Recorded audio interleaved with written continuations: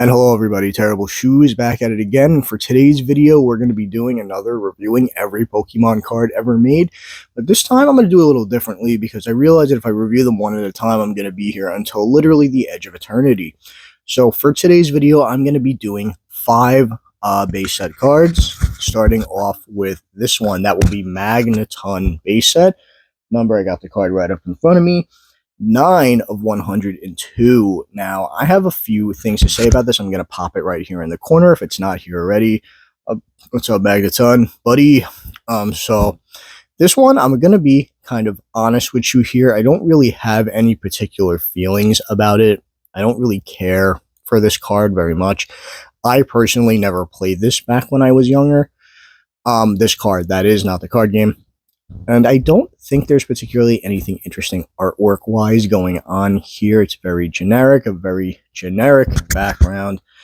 And however, I do think competitively, this is kind of a cool card. Oh, the pup is trying to hop up. You might see her up. Hi, baby. Mwah. So basically, we have a 4/3 energy. We have Thunder Wave, which with a paralysis effect, very, very nice. Obviously, that is very easy to overcome with a coin flip, as with most effects are in Pokemon. But I think it was pretty good back then. Sorry, just gotta move the tablet out of the way. And then its other one, I'm sorry, basically is a suicide button. It's self-destruct. It does 80 damage, and while it will KO almost every Pokemon for the most part, minus a few, especially during the time this card came out, when HP was capped to 120, but not many Pokemon hit that HP benchmark, so a lot of them would pretty much get KO'd by self-destruct. However, Magneton only having 60 HP would also fall to its own attack. So this thing is more like a desperation move. And while I think it's pretty cool to have that option here, I just don't feel like something like that would work particularly well, especially in today's card game, where you have many, many other ways to one-hit KO Pokemon. I'm going to be very real here. This card seemed really cool back then, and even back then, I don't think it was particularly good. It was a nice little fail-safe if you were losing and you really needed to catch up, or you really needed to take out a game changer the opponent had, and that's really about it. So I suppose I guess I'm going to get a little technical here. Competitive-wise, this one will definitely get a thumbs up, because having more options to get yourself out of a hole is always good. At the same time, I really don't remember this card being very synergetic with other strategies. So, and that could just be me, by the way. If anyone else knows or fondly remembers anything about this card, please let me know down below. That's really all I have to say about this particular one. Despite my original opinion, I'm going to give it the seal of approval because, like I said, always having an alternative strategy to get yourself out of a bad spot is never a bad thing, even if I don't personally like the card. So let's move on to our next card. Up next, we've got number 10, and that is Mewtwo, the iconic Pokemon. I'm going to toss him up in the corner here as well. And basically, I think this card is pretty decent for what it is. For artwork, it has that really iconic OG Mewtwo look. There's nothing particularly special here, but I think it actually does the job very well. And it honestly makes Mewtwo look like a badass in the card. I think that's really cool. There was, like I said, a lot of these old Wizards of the Coast artworks, they're extremely hit or miss. I know a lot of people don't want to hear that, but that's my personal opinion. They're very hit or miss. And so this one actually was a big hit despite how very simplistic it is. So I got to give them a thumbs up on that one. And then competitively, this card was a super banger. We had 2 attacks here. Psychic would hit for 10, and it would do more depending on how many energies were attached to the defending Pokemon. This, even to this day, an effect like this is great. It's even better today because a lot of the times Pokemon will have massive caches of energies to hit an opponent with, and imagine just dealing all that right back in their face.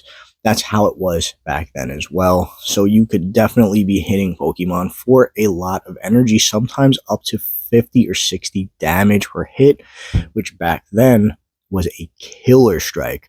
Obviously not a one-hit KO, but then in our second attack, we discarded energy from Mewtwo, I believe it was, yes, and that will prevent all effects of an attack done to Mewtwo the next turn. So if you could set up fast enough, Mewtwo could serve as a mini tank while you set up your real game winner. And that alone is a great strategy, in my opinion. I'm sure this worked very well back then. Again, I never really played Mewtwo back in the day. I played mostly Blastoise back when base set came out. I'm going to be real. I was a very basic Rain Dance player. Sorry to say it. I know a lot of people probably won't like that. But all in all, Mewtwo is another fantastic base set card. And this one's going to also receive my seal of approval.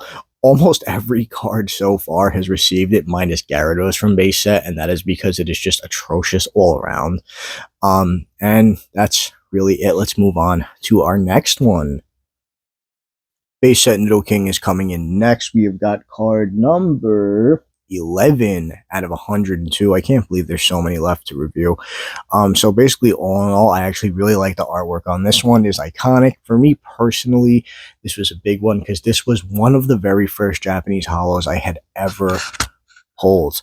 A friend of mine had given me a Japanese pack as a birthday gift, and this was the holo I pulled out of it. So I have very fond memories of this card. And competitively, it is also a really good card as well. This card basically will have one of two options, both for 3 energy each. Either A, you can do 30 with Thrash and flip a coin. If heads, you deal extra damage. If tails, you get yourself hit for a little bit of damage. So that is a big chance throw right there. Little dice roll. I think a lot of moves like that, unfortunately, are dice rolls. And there was a lot back then that also had moves that would just heavily damage you. And then you have the more safe option that will do 20. And on top of that, it does additional poison damage each turn. So I think Toxic would be by far the better choice, where you are swapping the initial damage of hitting for that extra 10 damage and then that dice roll of hitting for more damage. I think it is a safer choice because you will hit them for the poison damage and they will do an additional they will receive an additional 10 poison damage per turn. That is just really, really good, in my opinion, especially back then. And all in all, this card is very solid. It is a very solid choice, and it is a solid play. This one also receives our seal of approval. Number 12, coming up next, it's Ninetales, base set Ninetales. This is a okay-ish card. We have 80 HP and a 4 energy attack that will hit for 80, and you discard a fire energy off Ninetales, which I think is not really a great strategy. And then you will also receive a free built-in switch for 2 energies, which will allow you to immediately switch out an active Pokemon with a bench Pokemon on the opponent's side. Having a built-in trainer card was pretty good, but at the same time, sets were so small back then that I don't think switching out would be as big of an issue as it was, as you would imagine it was, especially with how many options there are. I confused myself for a second. I apologize. I'm talking about today. There are a lot of options in the TCG to switch out your Pokemon, and back then there were far fewer, but there was a far fewer, bigger. Oh my God, I'm so sorry. There was a far smaller card pool to deal with, so switching out was not really as bad. And on top of that, I'm gonna be real here. The artwork on this particular card, there is nothing really appealing about it. It's just Ninetales taking up the entire frame with a darkish blue background. And while I don't think there was anything special about this card competitively, even with the free switch built in, I think that's really all you would use this one for, especially with hitting itself for 1 energy. And this is going to be the second card in the set that receives the stinker button, the stinker seal of non-approval. Sorry, Ninetales, it's just the way it is sometimes. Poliwrath is going to be the last card coming up in our little review for today. I actually really love this card. It has great artwork. You know, it's just Poliwhirl punching you directly in the face, or getting ready to at the very least. And then competitively, this card, while it doesn't hit for a ton of damage, it has some great after effects, such as doing more damage depending on how many extra water energies you have attached to it. So if you could ramp water energies onto this, you could be hitting for upwards of 50 damage per turn. Very good stuff. By the way, you couldn't do extra damage based off how many waters were used to pay for the attack. So and it only took up to 2 extras, which even so, I think that's a fair trade-off, and you can be hitting for 50, which was pretty decent. And then your second attack, Whirlpool, will be hitting for 40. 40, sorry, I gotta have the reminder up. 40, but will allow you to discard an energy off the opponent's Pokemon, which is crazy. That is a crazy effect. Unlike our last card we just talked about, Ninetales, that while it would hit for a lot, it would discard one off you. You are hitting for a subpar amount, but you are discarding off them in return. And all in all, that is a really, really good effect. And all in all, I think this is a really, really good card. So I'm going to give Poliwhirl seal of approval. I said Poliwhirl, it's Poliwrath. That's crazy. Sorry, it's a little early in the morning while I'm recording this, just waking up. Still got bedhead. It's crazy.